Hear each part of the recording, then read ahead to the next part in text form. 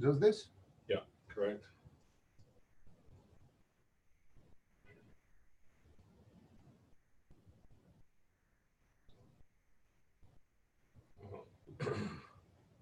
Once it starts, basically just pause it. You can pause it right here. Yeah. Now right click on thing, copy the embed code. So it's not. It's even though it's connected, it's not really connected per se. It's not live. It's in pause mode. So send it to Jacqueline, Hidal, and Nine-ish. And you could BCC me in as well. Embed You code. did Oh, it. you have something. You have something there. Wait, oh, what is that? Oh, after the code. Okay. This should be the code. Yeah. That's all. That's it. And you send that to them. Why to Nanesh? Just to keep him in the loop.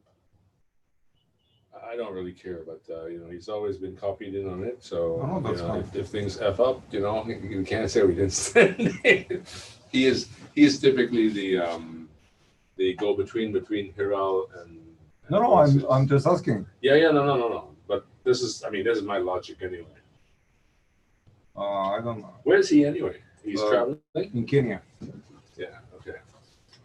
You remember what yesterday?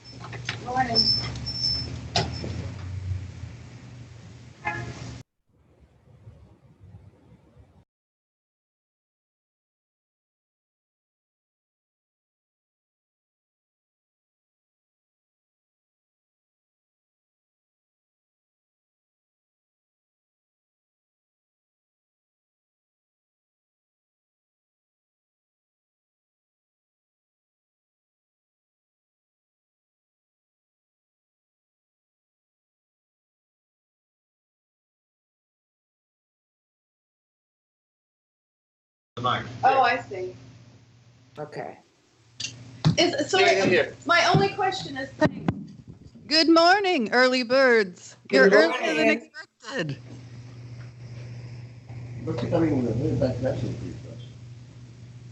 Okay. Can you hear me? Yes. Yes. Can you hear And I us? can hear you. Yes. Can you hear me? Yes. All right. Loud and clear. So So thrilled to see you. Are you Jennifer? No, I'm Jacqueline. No, I'm Jacqueline. Hi, We were on the Jacqueline. telephone. Hi. The Hi. other night. Yeah. Okay. Jenny's just stepped out. We have our technical people fixing everything beautifully. Okay. My question is should this be closer? Oh, yeah. Is it Well, I don't know if it should be up. It just seems like. Hey, Dobermare. I think that's the. Yeah.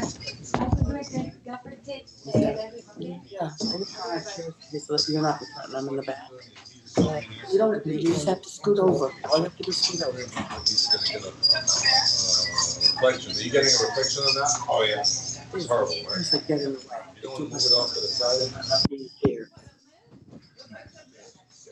He's getting a reflection from the light. No, no. You want me to move it? Yeah, like a slight angle. Yeah, let's put it flatter. This way? That's one of them.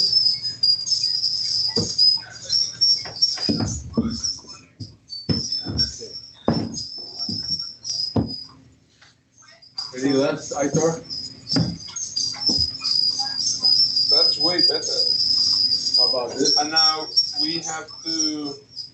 That's great. That's good. I don't have reflections now. I don't think. I moved it again, so check. Yeah, go for it. I did. Is this good? That's good. That's good. Yeah. Okay, so I can lock the wheels now? Yeah. Should it be up in closer? Maybe closer. Yeah, if you want. closer towards us, Peter. Closer? Yeah. Hello, testing, testing. 1, 2, 3.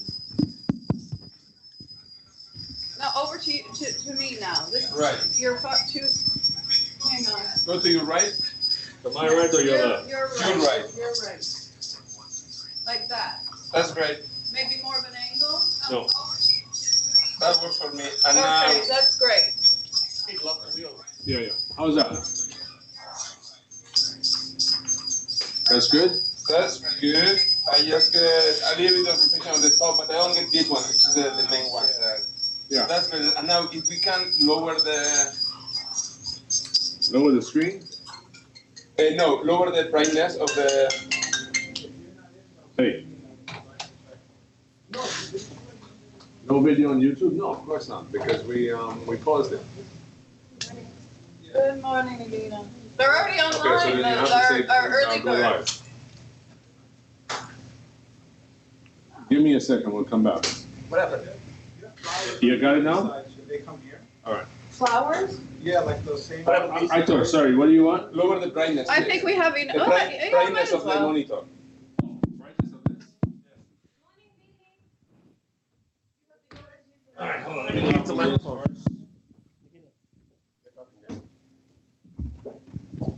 Good morning, Billy Good and morning. Gina. This is Nigina here. We're here. How are you? Are you probably so? They don't see me, right? You have to look here. This is our Nigina. This is Nigina. I've been in touch with you. Oh, Nina. Hello, Nina. Where? Yes, that's That's me Hi. in orange dress. Uh-oh. We lost We you. lost you. Oh, yep. I see that. Just a second. Okay. Yeah. I think we're gonna have to. This is the audio, and this is the menu here. Where did Jenny go? She's in the green room. No. Here. Oh, it was, what was this? Oh, there. Brightness. Let me check. And then I tell you. And then can we go to the actual? Yeah. There you are. Hey, I see it. Yes. Yes. Nice to see you Is both. your name a Kikuyu name? Nigina. From where? I'm from Uzbekistan. Ah, and mine is a Kikuyu name from East Africa, So how do we pronounce your name? Gina or Gina? Ngina.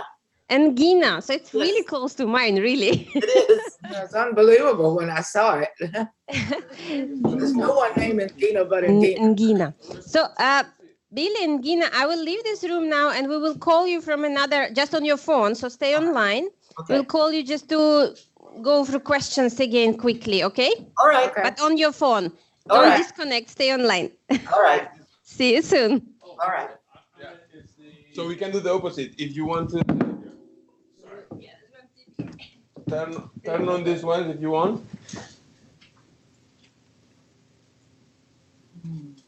Exactly. That's great. That's great. And then can we turn off that one? That? No, I mean, this all ones you're talking about? The big one. No, it's the big ones on that side. There should That's be- great, there that's should be great. One switch, I mean. That's great. Have you, is it Oh, bright good. enough for the people? Yeah. One switch or They're two my switches least over there? concern. Oh. All right, so and there's no small ones, small lights, small lights around? Yeah. Okay. Same as before, like the other ones we did. No, but I'm wondering, there's nothing here right in the center. I'm not, yeah, I know. All right, let me mute other things. Yeah, where's our other banners? I think we need a banner here. Here we are. Captain, how many mics do you need? We have another Good banner. morning. Yeah, I think we have to put something here. All right, so we have it on. Is that right? There you are. We need the banners. Yeah, which one?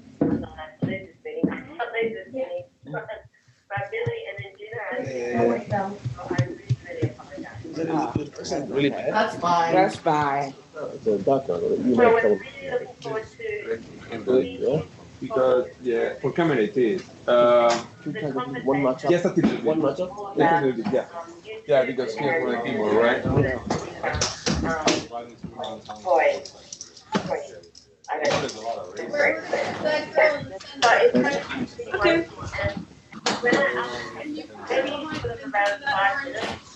All right. For each one. Yeah. Thank you. Okay.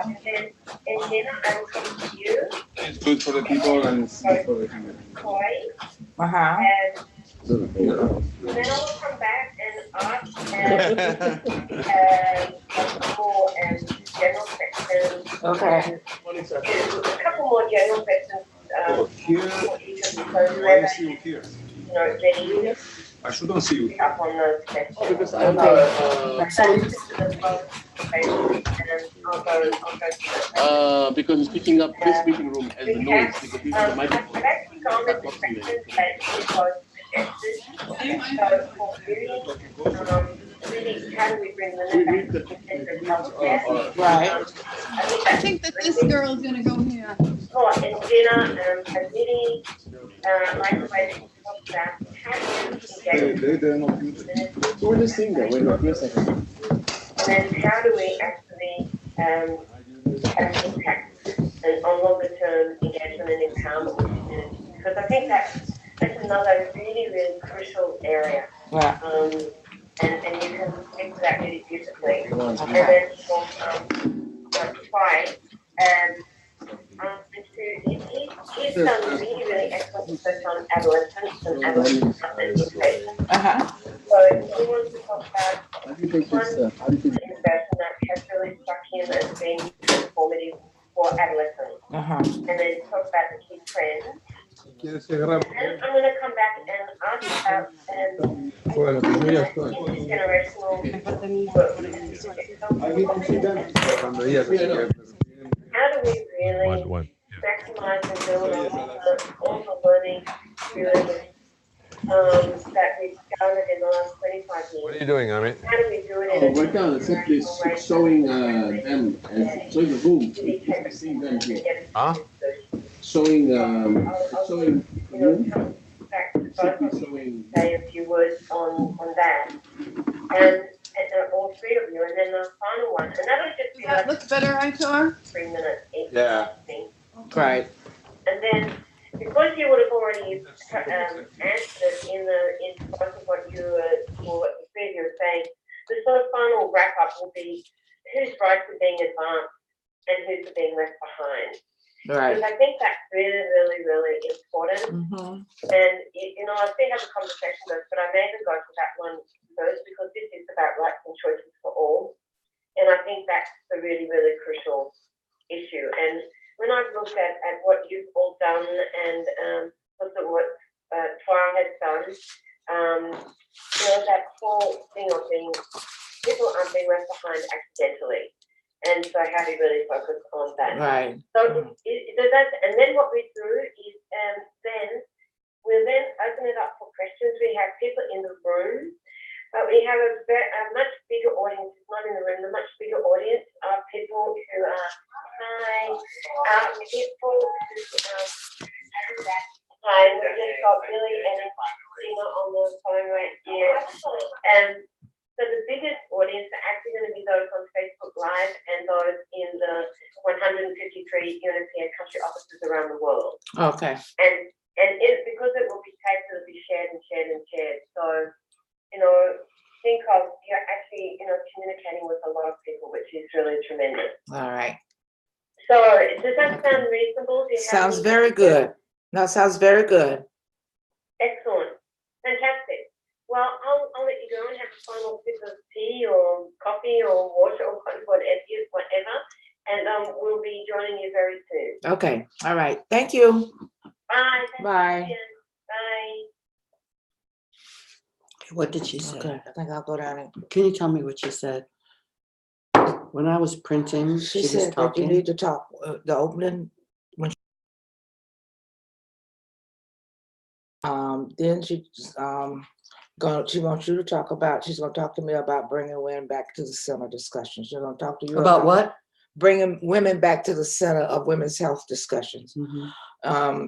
You talk about inner the community and how important that is, entering the community, Mm-hmm. leaving the empowered community. Okay.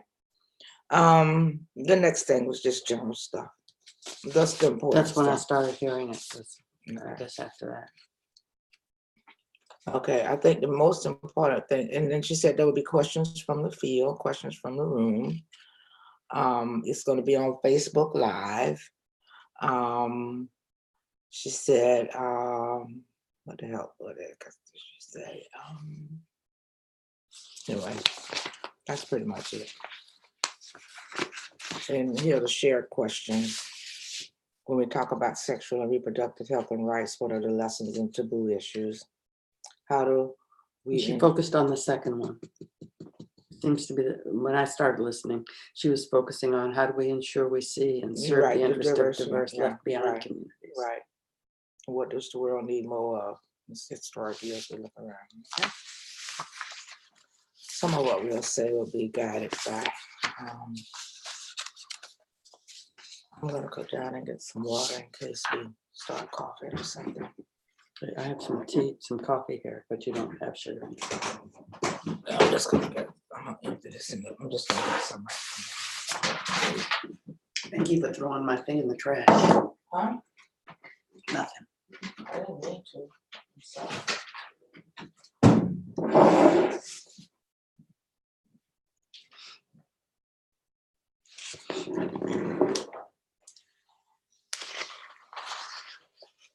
I don't know, where's Christine? I don't think, Like this, it's like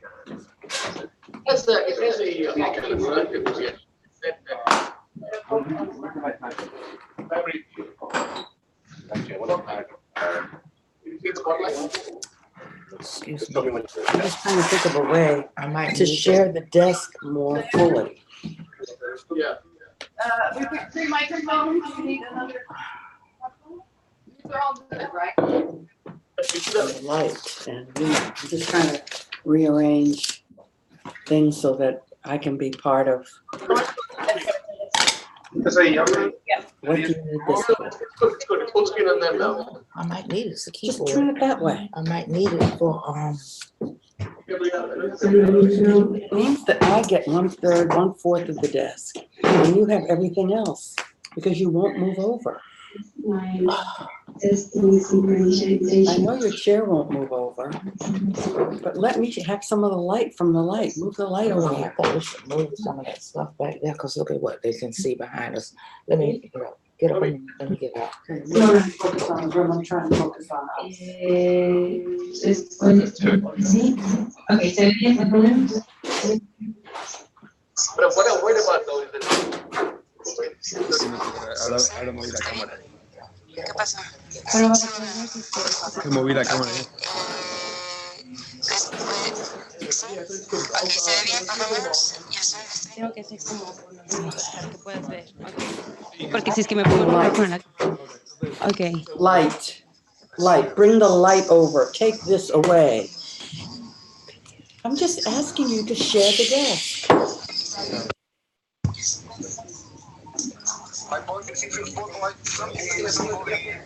Ya. 1, 2, 3, 4, 5.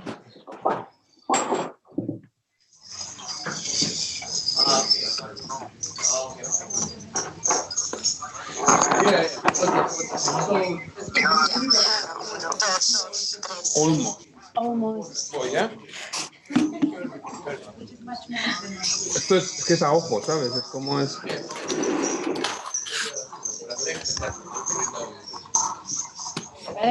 Ok.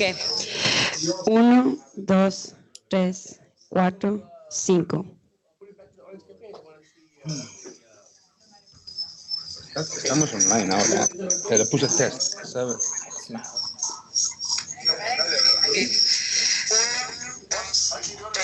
So how is it now? Is it good? Zoom out, zoom in, tell me. Está perfecto. Sí, ¿verdad? Yep. Okay, I'm gonna stop this. Where was his mic, Peter? Listen. I'll go in the bathroom and put mine on after you finish.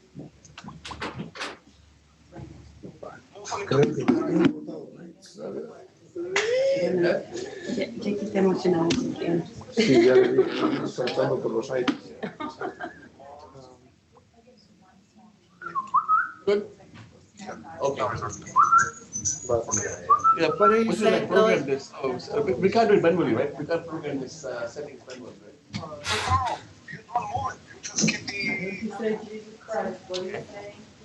right? All right. so basically it's you're gonna stay there, right? Yeah, I can see it. So what I want to see when the remote party is talking, I want to see remote party on the right hand screen. If I don't see it, you have to text me. Okay, good. Yeah, all right. Okay, Dobby. But Dobby, if they once they they might go back and forth, right? That's the comment, the title, and whoever you What want they're to talking, they might say, okay, over to you now or something, and then they will comment.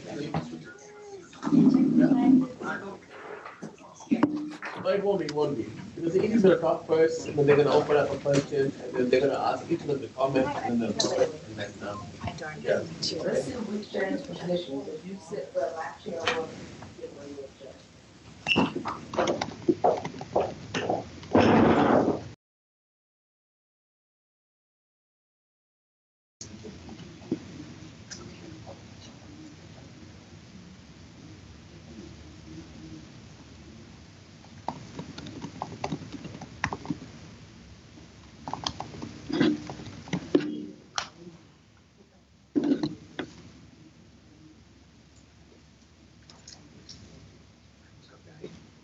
Sí. Claro. Eso es lo que nos está diciendo.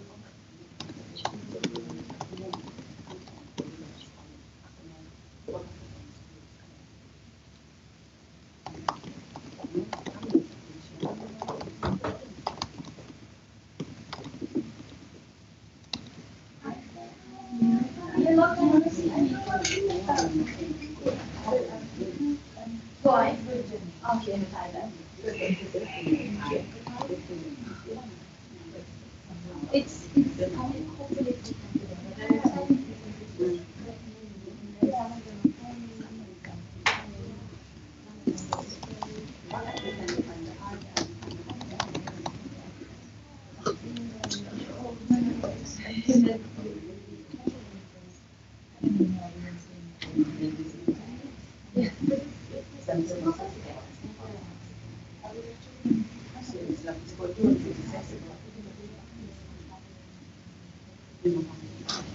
Ahí te va.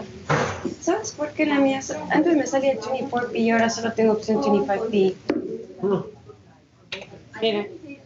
Te iba a preguntar eso porque el otro día me di cuenta que le hiciste, o sea, le cambiaste unos settings, pero ese no le pude cambiar, no sé por qué.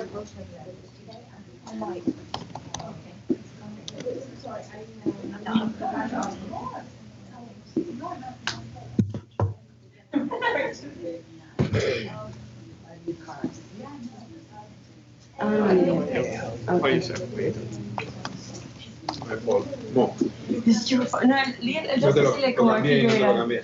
Sí, no importa, no importa. Igual lo del Así ya sabes focus. cómo cambiarlo. Ya. Sí, Fati.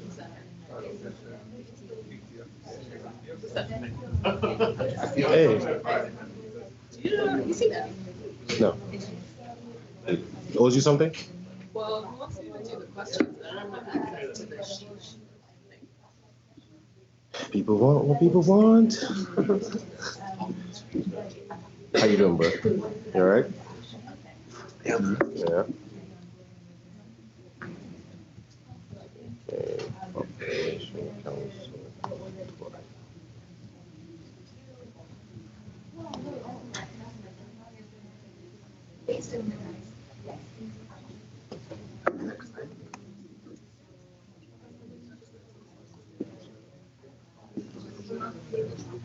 Las mías, los tubos.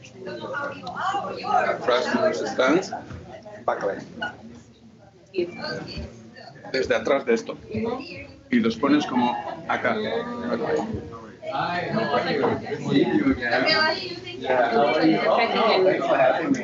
Los pones tape para que no le digan I know, I just guessed in the middle. And I was doing Jenny. Oh, Jenny's fine.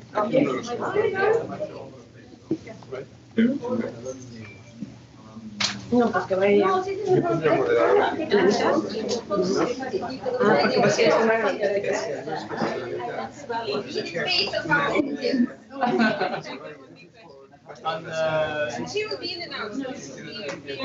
Porque esto es la mitad. Porque esto es como si fueran dos chats. Y una vez que Natalia se vaya, ella se queda por así. Entonces, hablando, yo solo estoy así. Y cuando vayamos a porque hello, we're discussing. I'm good. Nice to meet you. I'm coming.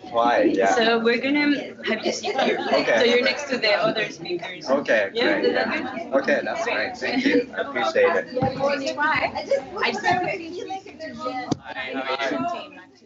Nice to meet you. Sorry, what's your name? She it's a French name. I wasn't. Yeah. Okay, Okay, I'll give you my. Thanks so much. Yeah, because yeah. I was reading some of your research. It was really interesting. Yeah, Looking forward we're to that. just talking on the street, so yeah, we're happy to come back. Yeah. Thanks for your Yeah, comment. yeah, Thanks yeah. for I'd love to coming see to now your innovation team. switch to so good damage here. It doesn't work that way. Right now, probably. Oh, so when, automatically when they speak, it goes there. Got it. I have to do the test. Yeah, do a test back. Okay, I thought you had like a, you know, like camera one, two. What's interesting is that you're right. Every knowledge. But this is the first time we're trying this online. The thing is like, I mean, you're not shooting the two men. The white and when you're shooting the white, Yeah, I have some more. you're gonna see them twice. We are not gonna see their reaction. You know what I mean? In the that's the it's not a big thing, but ideally it would be nice to have them all the time.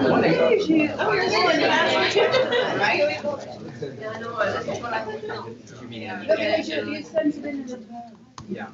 So is My wonderful colleague Jill has a question for you. And In the future, I know that. Yeah, you can see the future, that's good. Can you read mine? Yeah, right. So you can ask your question. So. Hey, there they are. Hello. Oh my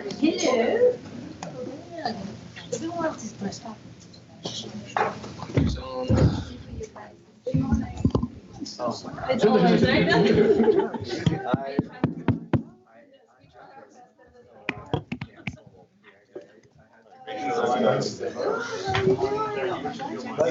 are not even people. These are like, just like keywords. Yeah.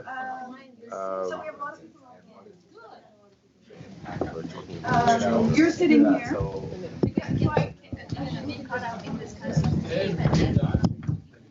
Whose mic is that?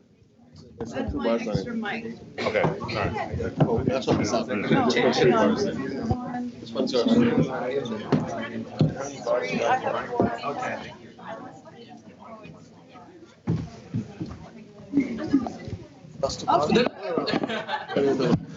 Okay. Good mic. Yeah, here and then here. And where's Christine? Oh, sorry, there you are. Christine, so can you just check for questions on the Voices article, please? Okay, so just here, not the. No. Do you have the access?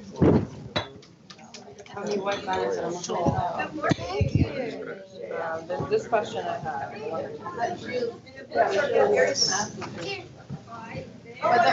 Hi, how are you? To the camera zone. I want to see. How are you doing? Oh, come up with me. Good morning. Good to see you. Thank you so much. Lovely. Yeah.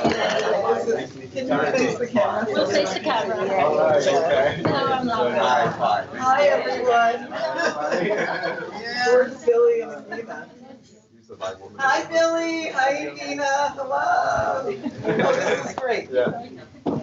And Jenny, hello. Where do you have it here? Where do you have it?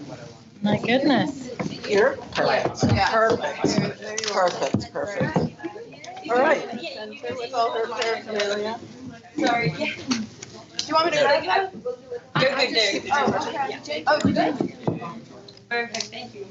And is this my mic? Yeah. Can you check it for me, Jen? Yeah, you know what? Just grab that. Do you have your? Welcome, everyone. I think we'll get started on time because there's such an exciting session and the hour goes so quickly. So I'd like to welcome everyone around the world. My dear UNFPA colleagues, what a year we're having for our 50th birthday and for this discussion of the 25th of the Cairo International Conference on Population and Development. Some of us were there, some of us were just an idea in our parents' eyes at the time. And today, like for all my 25 dialogues, we have one question: what's changed, if anything? And from my latest discussions coming now from Women Deliver and the fantastic set of events on women's rights that we had in Vancouver last year, and also from FIFA in Paris, where women are playing football and record numbers of fans are attending, and the question of confidence and building girls' awareness that sexual and reproductive health, the ability to get out there and play football, they're linked. They're very, sexual and reproductive health and rights and sports go together. That was exciting. And from all the discussions that I'm having with governments, with activists, with colleagues around the UN, with partners on the ground, with people in communities, I can tell you that change is definitely in the air. Sexual and reproductive health is being debated. So we're right in the zeitgeist of the moment here today. And it is a pivotal moment. It is a time when we reaffirm what Cairo said, that sexual and reproductive health and rights is women's rights, it's human rights, and it's also our ability to use evidence to transform those numbers into making a difference.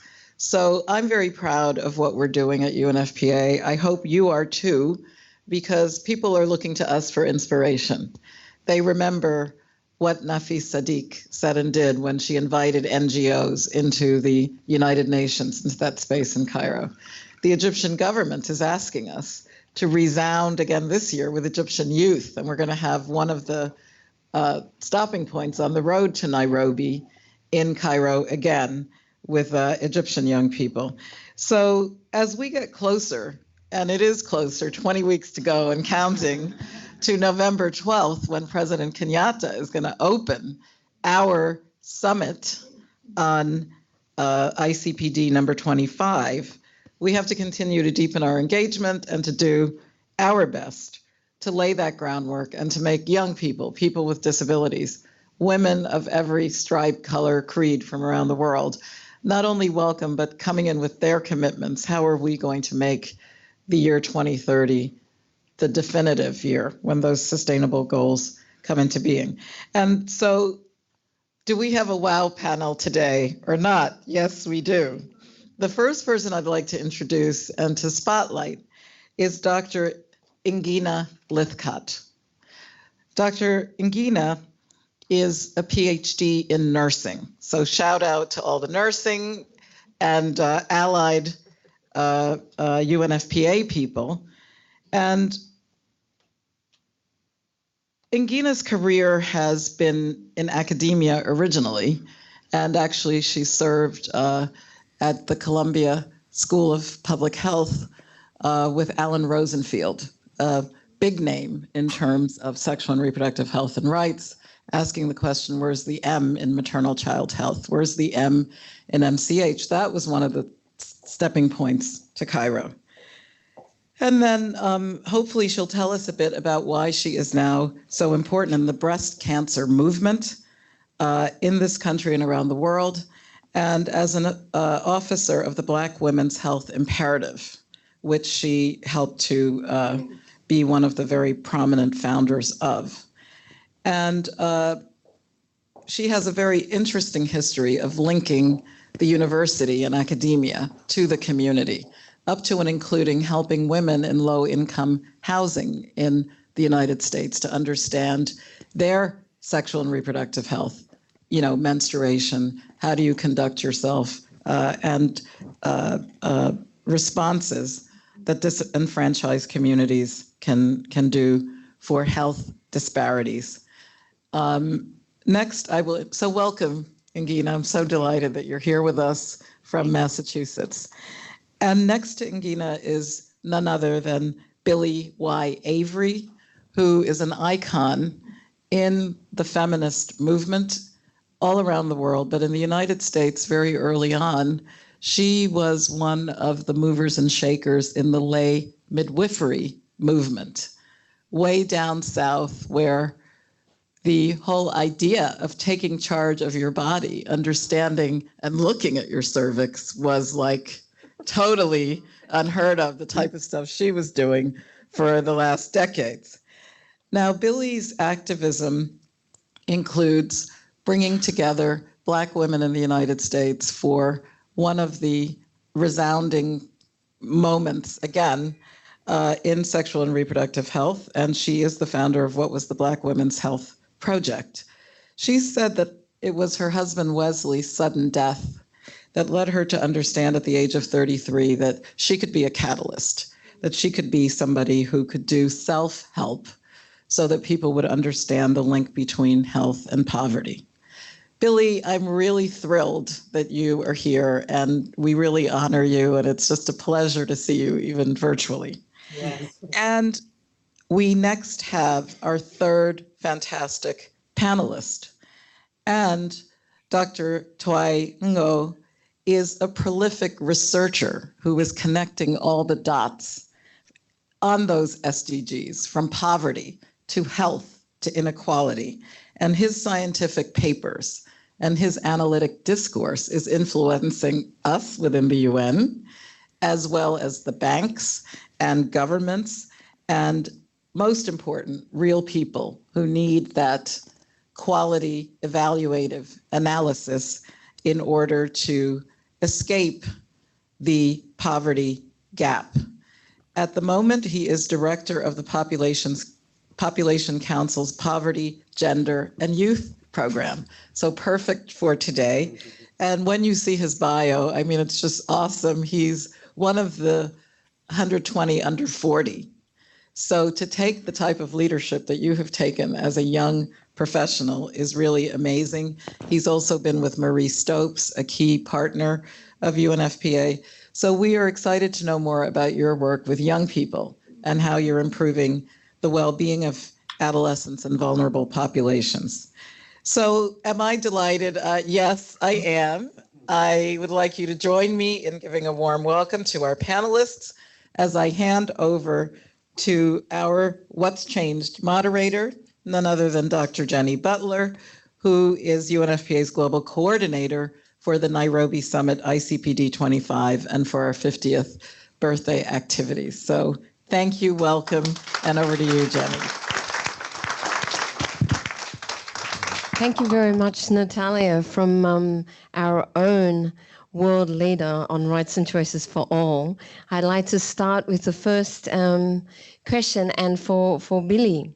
Your activism, as the executive director was just saying, has been absolutely pivotal in highlighting how experiences of poverty, crime, violence, and racism have a profound effect on the health and rights of women, and particularly African American women.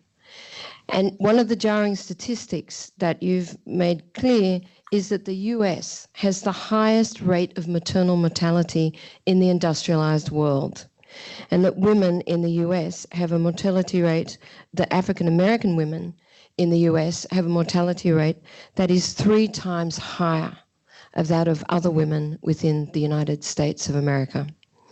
So looking at sexual reproductive health and rights, with that emphasis on rights, how do we bring women to the center? How do we address these incredible structural issues that you've highlighted? Well, when we started the National Black Women's Health Project, we came with a base of work that was developed by the women's health movement in the early 70s around the issues of women's reproductive health.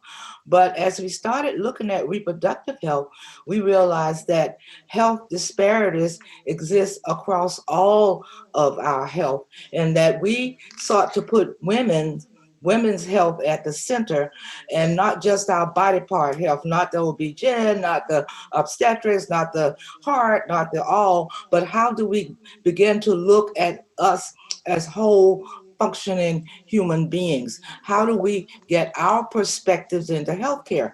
And so one of the first things we realize is that we have a sick care industry instead of a healthcare industry, that it is filled with all of the bad parts of capitalism that make it so that we get attention when we are very sick, but we don't get any attention in the prevention area, which is where I think we need to learn a lot of our lessons from the developing nations, who put a lot more emphasis on primary care and on access. We have an infusion of racism and discrimination that prevents us from getting care. And nowhere is that evidenced as we now look at Black maternal mortality. And in the cities in the US, where we have the largest Black populations, we have the largest of these incidents. So it means that we are not using our political power to help bring about the institutions that are promoting and perpetuating all of this inadequacy. We tend to want to put it on the individual. You're not eating right, you're not getting enough exercise, you're not doing this and this. And we fail to look at the structure of the institutions that deliver us our care. But what I'm happy to say is that Black women have started to exercise our political power, developing it.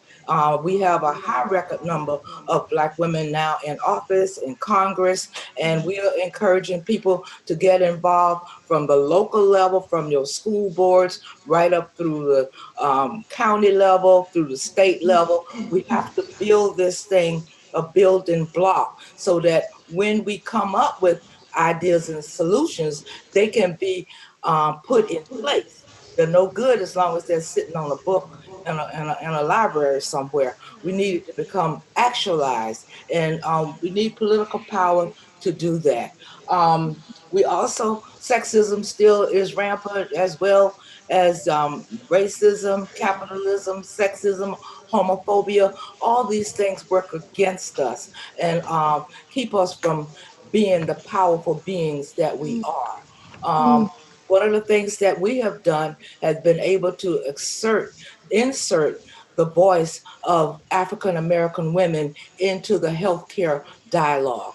How is our healthcare and what we need different from what white women need, and not just lump us all together as women, because while there are things about us that are alike, there are lots of things that are different. And a lot of it has to do with discrimination and access to care, not having access to care. So we have to have high profile people like Beyonce and Serena Williams, who got all the money, they got income, they got all of those things, but still they almost died while giving birth. And I think that is something we need to look at, that women who are the nurturers, the caretakers, the information givers within the family need to have in place what's needed. We are at the center of women's health, not any other thing, but women. I think that was very inspiring and spectacular. There are many of our colleagues here are very good at tweeting, and there were so many tweets that you just came out. I mean, it's not my strong point, as we all know, but like even I came out with about 10. So I hope other people are very active there. I want to continue on with you, Ngina, around this issue of the structural inequalities, because it really is at the heart of what we do. And when, Natalia, you're talking about where we've been in the last 25 years and where we need to go, that 25 years on, we're still facing so many of the structural inequalities that we had in 1994 is appalling and has to end. And we will not get to 2030 unless we completely recalibrate what we're doing. So, Ngina, your work around social justice, education, public health, has really focused directly on those health disparities and the disenfranchisement of the very populations that Billy was just talking about, from African American women in urban areas, Latino urban areas, and including the rural white communities who are also suffering significantly. And those structural inequalities are tied with the really need to look at community empowerment. So it would be terrific if you would give us some insights into how you enter a community that is not yours and how you make a sustainable impact so that you're not treading on the rights of communities, but are working with communities for their own amplification and their empowerment that's in their hands and not in ours. Thank you. Thank you. I guess my work has, as you say, has as a professional, a lot of my work has been in the academic setting, but I have all my life been a volunteer at least 1, 2, 3 days a week. And so in the community, in the service of the public's health or community's health. And I want to say that how we enter communities that are not ours is extremely important. And that in order to make a meaningful change, it's not enough to bring in new resources alone without earning the trust and respect of the community, including its formal and informal leaders. Our work is to make a difference, not especially who makes that difference. So one of the important things is to form partnerships with trusted community-based organizations and work with and through them whenever possible. And that secondly, our work should be done in a way that empowers, and I mean reading large empowers, the community so that it is stronger after we are gone. These include forming a community coalition board of community members, including formal and informal leaders, as well as representatives of other local resources, such as schools, they have space, churches, they have space and transportation, businesses, they have money, local businesses, with whom to consult with when issues arise. So you have to consult with your community coalition board when communities are, when you are working in a community. It's important to clarify early on which items on which the Community Coalition Board advises and in which they decide. And I think of that in terms of 4 concentric circles that I can elaborate on later if you'd like for me to. Second, other ways to empower the communities by offering training in a wide variety of positions, such as record keeping, data collection, data analysis, grant writing, finance. Third, to employ members of the community whenever possible. And finally, when you write up your work, be sure to let people know that how you entered the community, and say, as I always do, that entry into the community takes time and should be paid when possible in the budget. Really fantastic. Thank you. And I mean, I think for everyone who works in the field will completely agree with all of those points, and including the shift from voluntary labour of communities into paid work of communities, in respecting that labour as legitimate work that's done. You know, and I hope it comes up in the discussion because, you know, with the Nairobi Summit, a whole emphasis on the Nairobi Summit is to ensure that we have communities in the room, that we have, exactly as you're saying, both the formal and the informal leaders there, that we talk about trust and respect, but the how. Nairobi is really about the how. We know what the what is, but how are we going to make that transformational change? So for everyone in the field listening, be thinking, be using this time between now and Nairobi to be focusing on the how to come, so that when we leave Nairobi, we have a very clear vision, a roadmap of how we actually make that difference.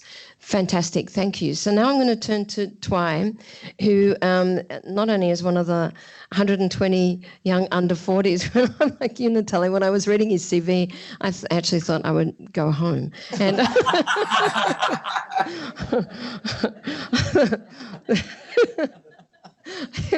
it was really quite extraordinary. But you've led really extensive work and research on health and well-being of adolescent girls, which is so crucially important for us within UNFPA. It is really an area where the gaps are not just small, but are whole chasms. So we would really like to hear from you, with all that work you've done, and this is a hard question, but if you could come down to a single approach or a single intervention that has struck you as being transformative, it would be really, really helpful. And then what do you think is the key kind of trends we need to be focusing on as we move forward? Well, you shouldn't go home, because if you go home, I wouldn't be here. So I just want to begin to say thanks, everybody at UNFPA, for hosting this conversation. It's a great pleasure. And I just want to say that there's no manual here at UNFPA, and it's just an honor to be around all these powerful women who are leaders in the field, and I'm just following your footsteps, really. It is hard. One striking, you know, we've been investing in adolescent girls at the council for more than 20 years now. And, you know, right after ICPD, my colleagues, Barbara Mensch and Judith Bruce, kind of put out this really great analysis to demonstrate that if we want to progress the population and the development agenda globally, we need to put adolescent girl at the center. But I think one of the striking findings that really kind of motivate me personally, but also kind of move the development sector and the global health sector, was the work by my colleague, Kelly Hallman. She mapped out adolescent physical space in South Africa, and she demonstrated that when adolescent girls hit puberty, their physical space shrink by half, while boy physical space expand double. So that's just really, they start out at the same time before puberty, but puberty is a key period or a key, no pun intended, is as a key moment for investing adolescent girls, because it's demonstrate that the lack of physical space mean that you are socially isolated. You are isolated from structural resources, but also programmings, HIV program, contraceptive program, empowerment program.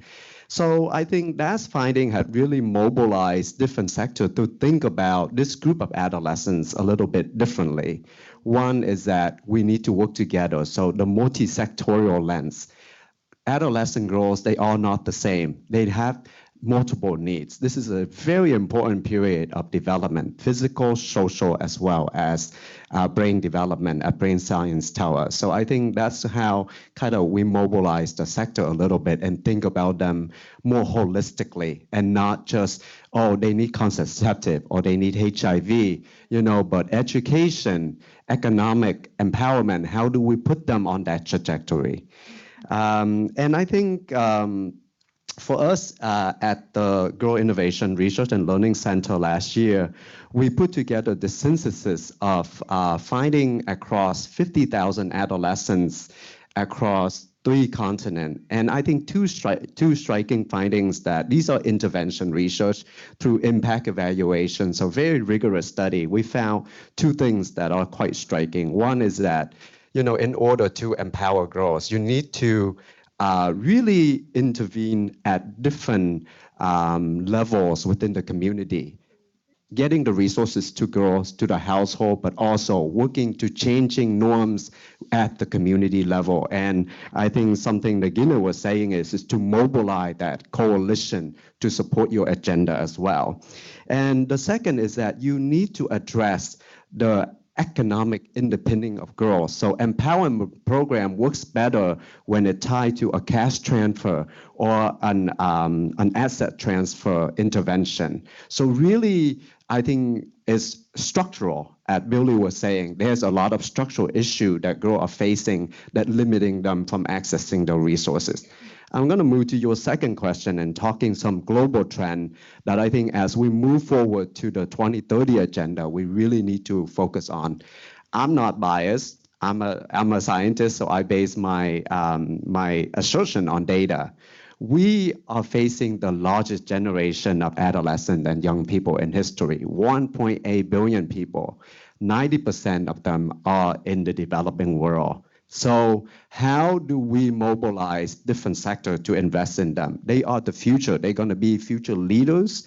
They're going to be teachers. They're going to be us. They're going to be physicians. How do we mobilize that communities and make sure that they are equipped to participate in the 21st century economic world?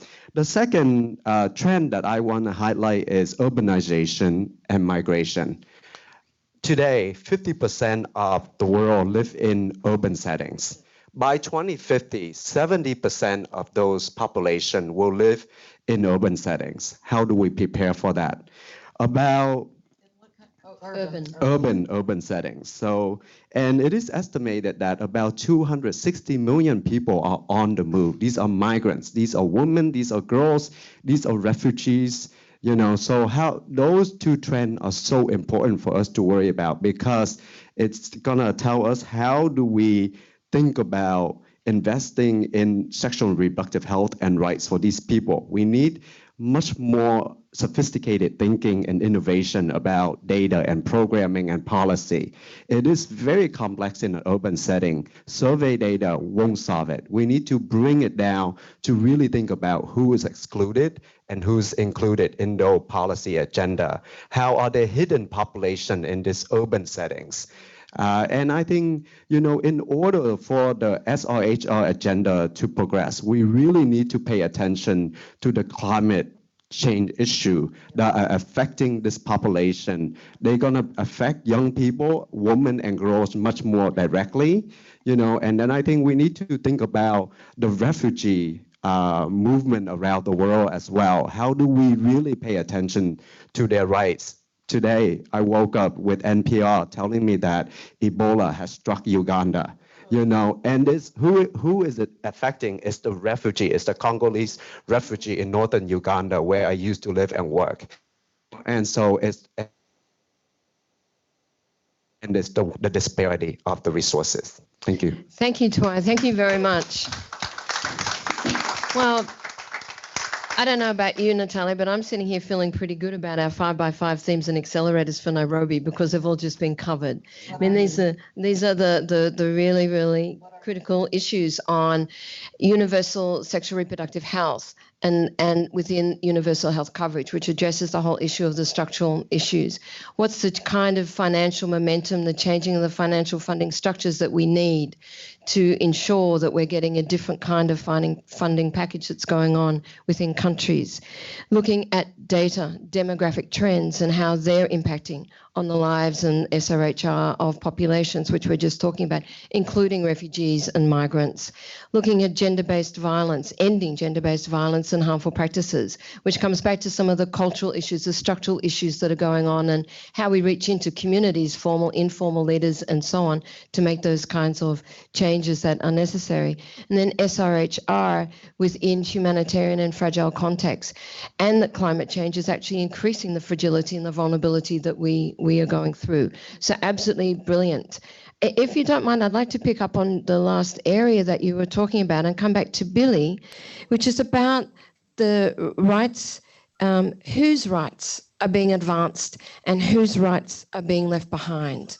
Because really, when we bring it back to rights and choices and the sorts of changes that we need, this is an absolutely fundamental question. So Billy, if you just give us a few thoughts on that. Well, here in the US, we see the corporations, we see lobbyists, we see climate deniers, all of their rights are being advanced, and there's an attempt to take away reproductive rights for women, reproductive health rights. We notice that our health care is being reduced. The Affordable Care Act, which was on the, not all perfect, but on the way to making healthcare access for people.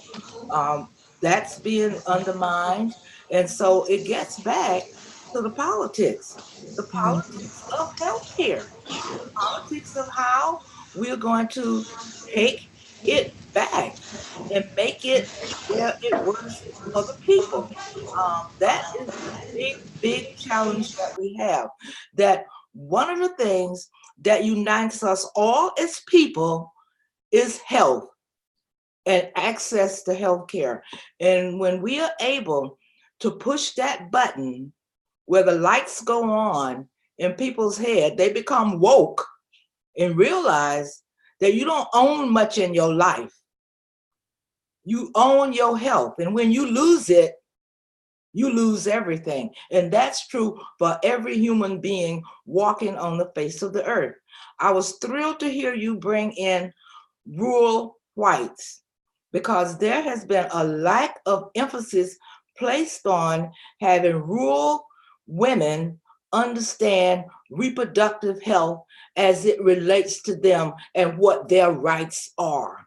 They're in conservative areas. Nobody wants to go there. Nobody wants to talk to these people. But I'm telling you, there are some people there whose heads need to be turned around and can be turned around, but resources are not allocated for that.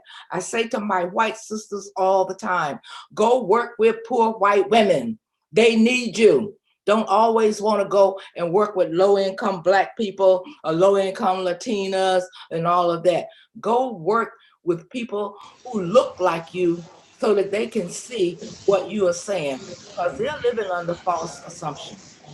Fantastic. And there's another tweet on the SDGs. That's really brilliant. So in Gina, the same thing from you to progress it on in terms of whose rights are being advanced and whose rights are being left behind. I think that it's important to talk about that the highest disparities in acute or chronic disease continues to be strongly impacted by racism, sexism, homophobia, poverty. I'll give you an example how we were just at a fundraiser for an organization called Breast Cancer Action.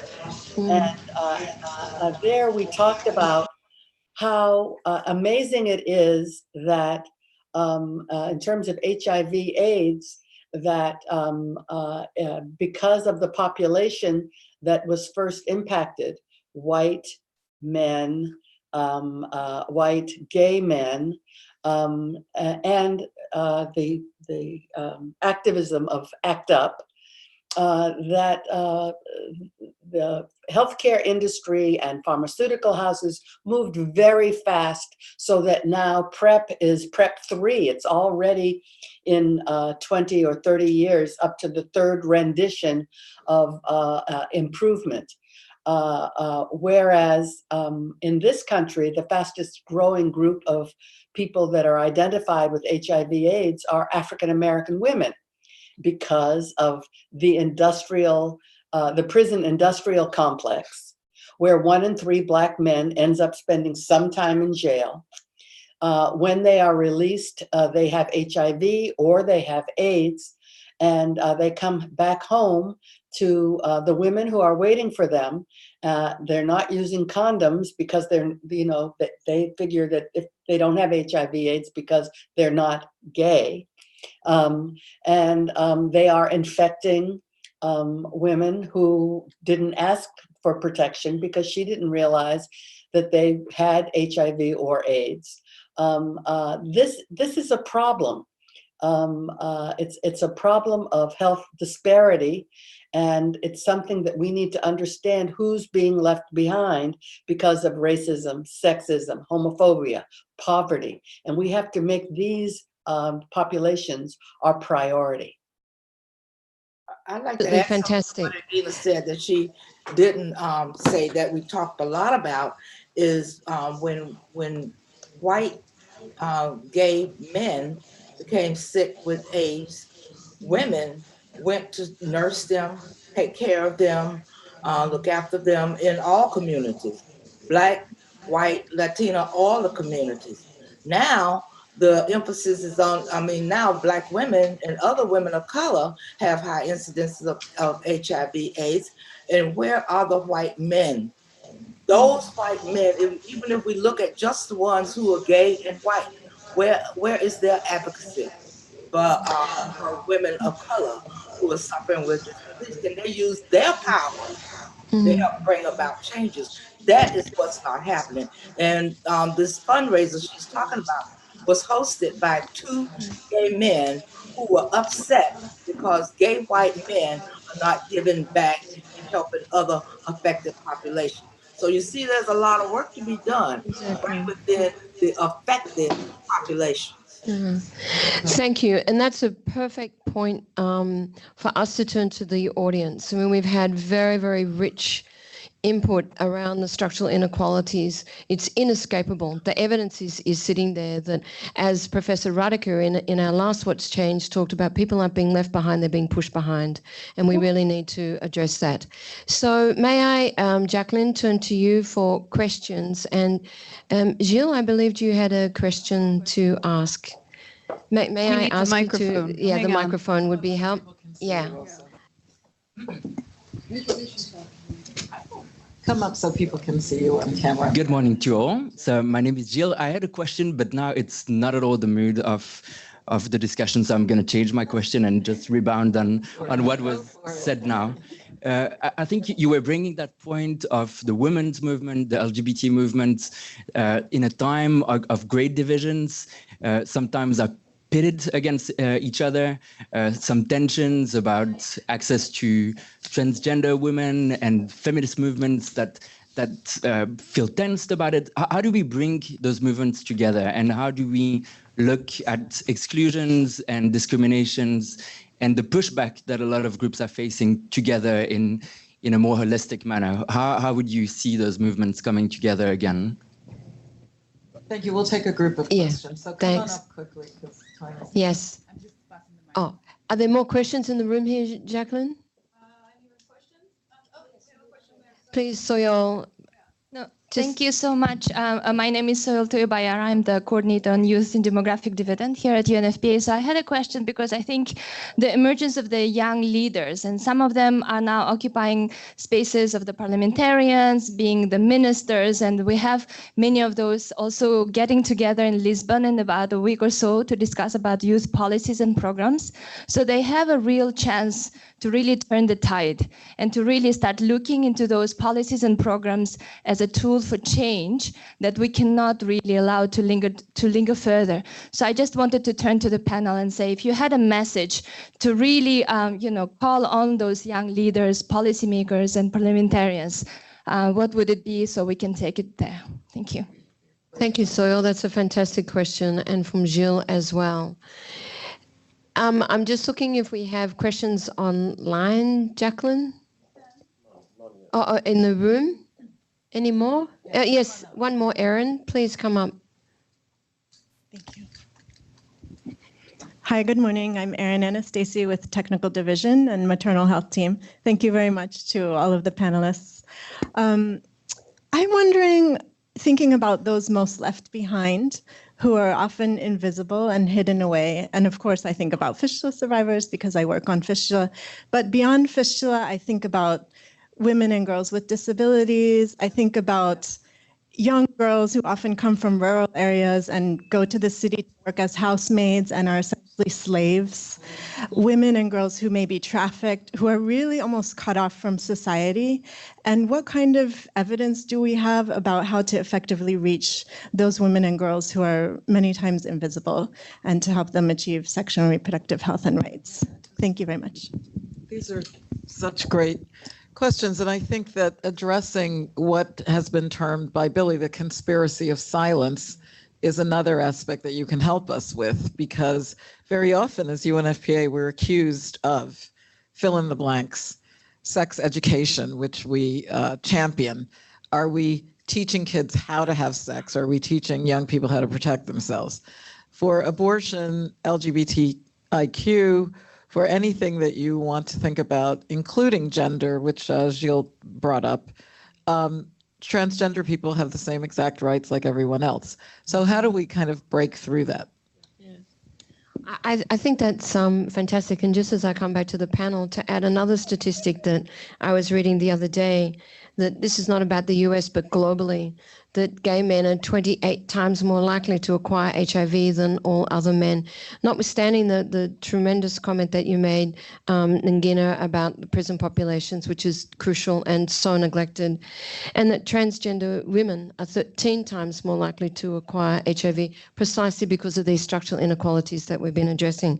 But to come back, I'd like to start with, from each of you, Soyol's question around what would be the message that you would give to youth ministers around young leaders. So I'm going to come to you, Twai. Yeah, so I think Natalia was right. I was not in Cairo in 1994. Why not? But I was, this is a bit personal, but I was a refugee to the United States. And I think that's really kind of put a very different spin on how I have a career in this sector, and I think it's very important.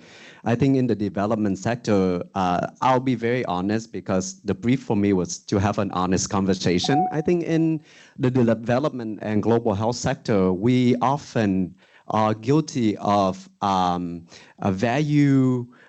not valuing young voices. And I think there's a movement. Again, I said there's 1.8 billion of them. We really need to capitalize on their social and economic and then their potential as well, at their brain power. And I think I've been very lucky, not only assertive as an individual, but also have great mentors who believe in my capabilities and to allow me to give me chances.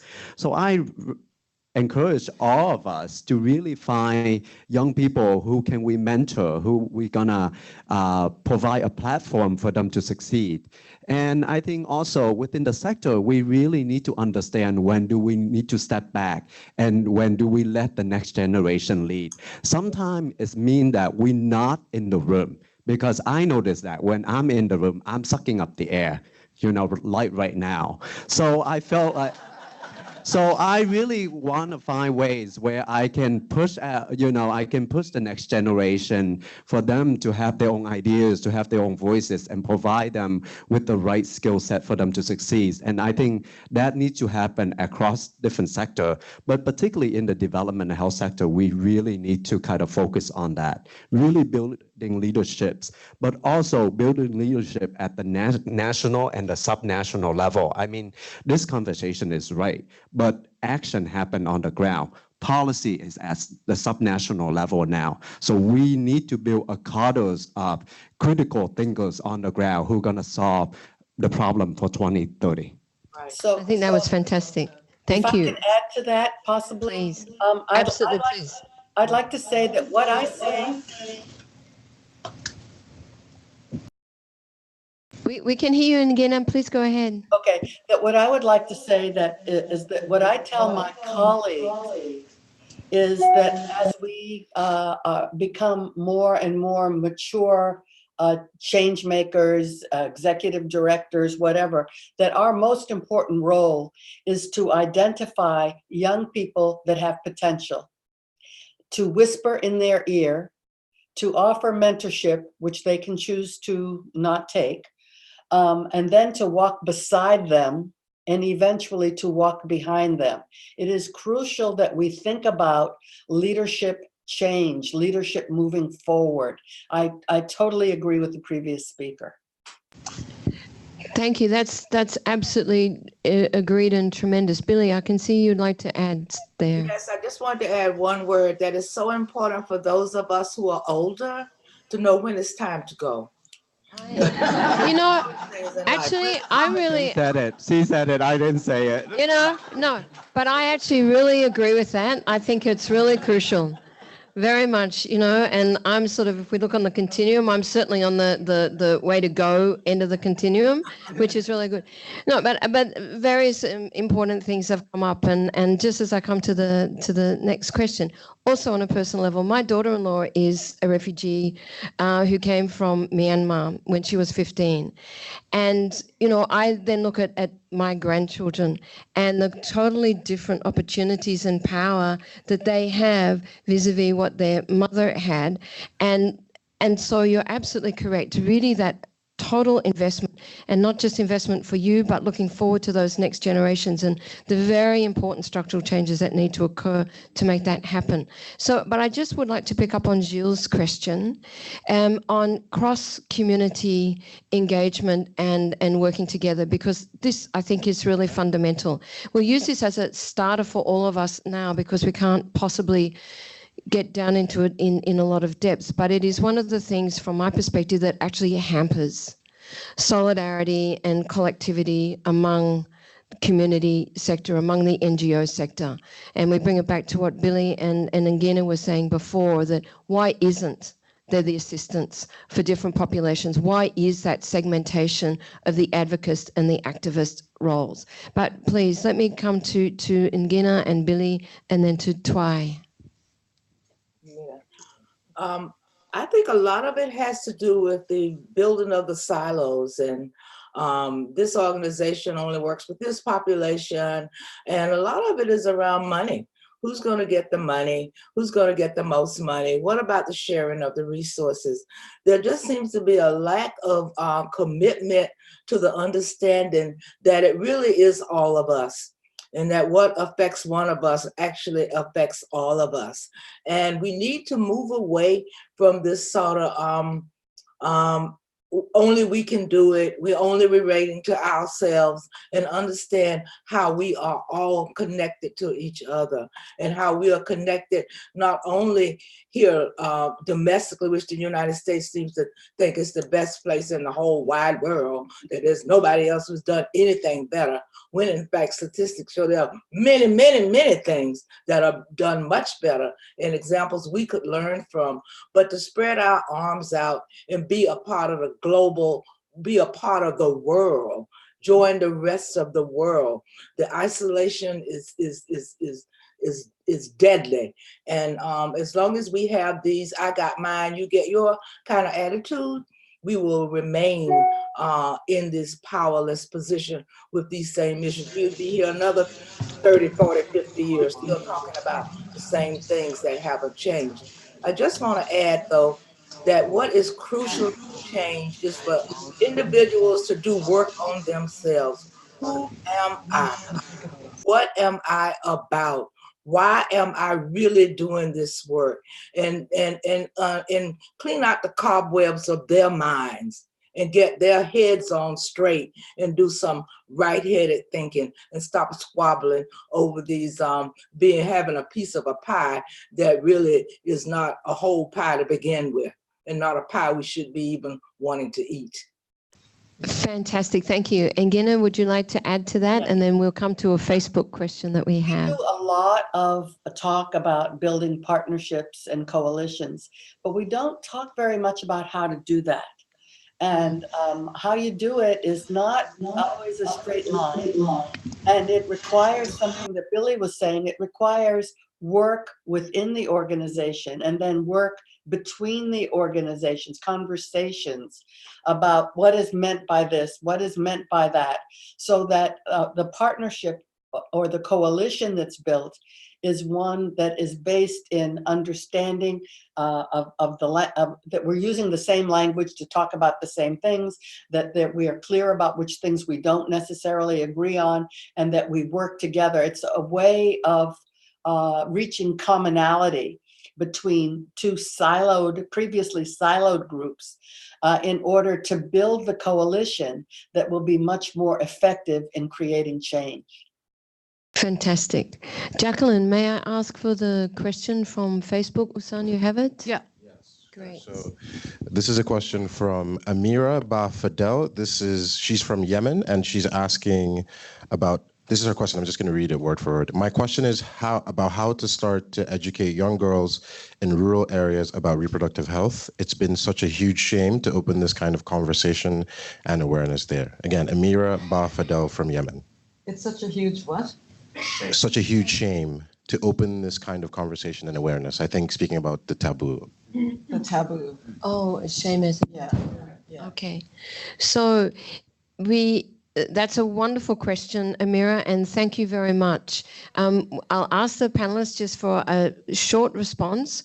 However, it's an issue that we will take up maybe even in another What's Changed. We have a more detailed discussion around that issue. So, Twy, would you like to say a few words on that? Yeah, so I think it's we need to be, I don't think it's progressive. I think it's a rights, sexual reproductive health education is a rights. And I think we really need to address them head on.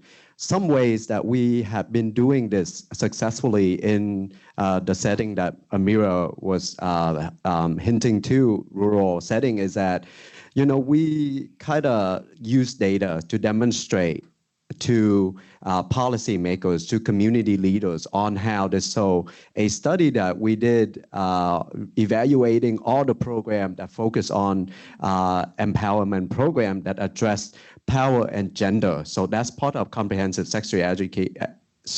comprehensive sexuality education. You think I don't know how to say that, but it's show that programs that address power and gender reduce STI risk for girls by 5 times compared to programs that do not. So how have we done that on the ground is that we recruit mentors within the community kind of building their capacity to transfer some of this knowledge in the girls' club settings and etc. Working with parents, work with community. How is the HIV risk? I mean, Nagina was talking about the HIV risk for Black women in this setting. It's the same, you know, girls are 2 times, 4 times, 8 times are more effective in some of this in the community that I worked in compared to boys, and that is relating to power and sex, you know, and it's about control of women and girls, and I love to talk about that more because I think they brought it up. Yeah, it's terrific. So, Billy, would you like to add? Yes. One of the programs that we did in the Cameroon that was quite successful was a repeat of something we did here in the US, which is to bring mothers and daughters together to talk about menstruation. Much to our surprise, the mothers had never talked about it openly in front of their daughters. The daughters had never heard it. And it's a good way to build that bond and to have rights around menstruation, that this is a very important time in a young girl's life. And quite often, they don't realize the importance of it. They don't realize what the significant change that has happened within their bodies, then that signals a significant change in their psyches and how they do decision making. So there's nothing like bringing mothers and daughters together to talk about this. You're setting an example for the next generation so that that young girl, when she has a daughter, she will know how to talk about it. And this can be done in the company of women. And at some point, there needs to be work with men around it. But presently, let's focus on women and girls, mothers and daughters talking to each other. You'd be amazed at how it changes your relationship. You can address negative attitude toward menstruation. This is a positive part of our body. This is not something that's negative. That's the first message, that this is a normal process that women go through, and that is a part of the continuum of womanhood. Thank you so much, Billy. And the final word to you, Ngina, on this. Well, one of the things that I think about a lot is that we women are raising our sons too. We may not, I agree that once a child reaches puberty, that often in some cultures, the girls talk primarily with their mothers and the boys talk primarily with their fathers. But we need to get do much more talking about with our sons, the notion of consent, the notion of respect, the notion of individual rights. And I think we don't do enough in that population, and that mothers sometimes can also link very well there. Thank you very much. May I hand over to you, Natalia? Well, panelists, you've certainly more than done your jobs. I would like to acknowledge our team from around the world who's beamed in, and the conversation will reside on our Facebook page. It's really important for some of these insights to be shared among our team. We've done such a valiant job of trying to reach out. I think for the thousands of us across the world, we've had the courage, we've had the insights, and now we have a little more in terms of techniques and the priority that we share on the road to Nairobi, to make sure that this is not a convention, that people come with commitments, and those commitments look to the year 2030, and we put an end to FGM. Yesterday, I met over lunch with Jenna Keita, now minister, former UNFPA representative in Congo and in Nigeria. Guinea, the country that she now serves as Minister of International Cooperation, has the highest proportional rate of FGM. Do you think that we can change this working together with that government? Absolutely. Absolutely. But we need a strategy, and the language of reproductive health, which itself changed in Cairo. We didn't call it reproductive health. It was all about maternal child before that. Now we have to imagine the next change in language. Family planning does not work for an adolescent who's not interested in planning a family. She just wants to be able to keep her job, right? the language that Amira was referring to about shame and taboo, a lot of the reproductive health related language in communities is very accusatory. She is barren. Something is wrong with her. She has no kids. What's going on? Is she a witch? Should we discriminate against her in terms of her inheritance rights? And on and on and on. So what are you, UNFPA, going to imagine as the next language that breaks through those taboos? And I think the technique that we've heard of bringing mothers and daughters for an honest discussion or to reveal, you know, that's a way of breaking down shame. And we've seen it work in our safe spaces in refugee camps where women can come together in that house of peace and talk about having been raped. They can talk about not having the language to explain to the healthcare worker, to the social worker, what's happened to them, because we don't even name our body parts. So this shame issue, I think, is the opposite side of the confidence that we're trying to build in that young generation. And it's very much gendered, obviously. So I hope that as we go on, we can look at safe spaces for these kinds of discussions together, including in Nairobi.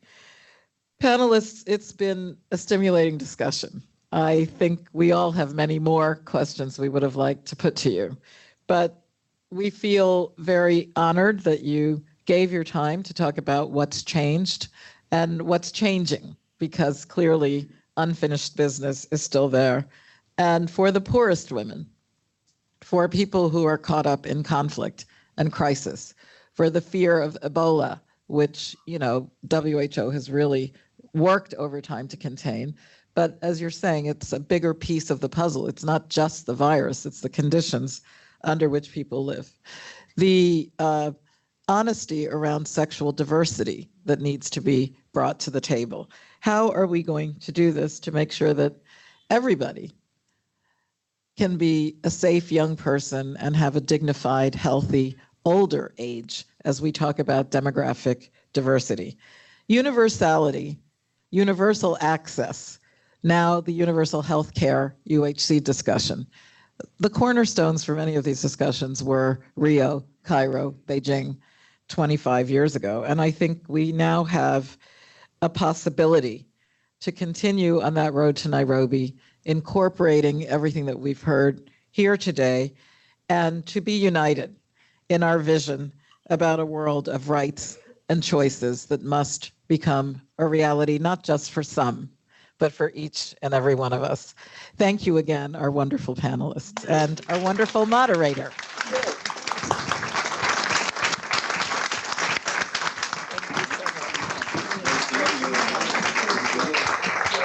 Thank you, Jenny. Well done. Bye, Billy. Bye. Bye. Brilliant, as always. Thanks, everyone, for coming. And thanks. Thank you. Yeah, exactly. Thanks for the production team, really, and for beaming in Billy and Nagina. That was such a pleasure, and I think it went really well. Thank you. Thank you very much. Bye. I see you want to do a video.